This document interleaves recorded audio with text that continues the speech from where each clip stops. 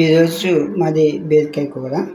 అయితే బీరకాయ కూరలో స్పెషల్ ఏంటంటే మొత్తం అందరూ బీరకాయ కూరని మామూలుగా వండేస్తారు. అయితే మేము ఎలా వండామంటే ఈరోజు నూనె వేసాము. నూనె వేసిన తర్వాత ఉల్లిపాయలు, టమాటీ, తర్వాత రెండు వేపి బాగా వేగిన తర్వాత వెంటనే బీరకాయలు వేసాము.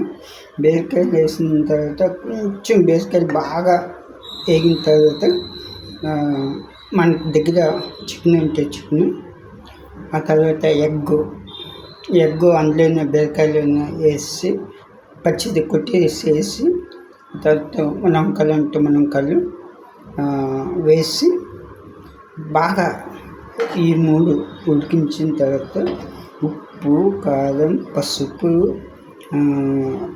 అల్లం వెల్లుల్లి పేస్టు, ఆ తర్వాత చికెన్ మసాలా వేసుకొని తింటే సూపర్గా ఉంటుంది.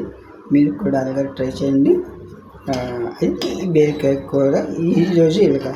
మామూలుగా అయితే మీరు మాంసం వేయదు, తర్వాత ఎగ్ వేయదు, మునక్కాయలు వేయదు, కానీ మేము ఈరోజు ఈ విధంగా చేసాము. అదే థ్యాంక్ యూ. మీరు ట్రై చేయండి.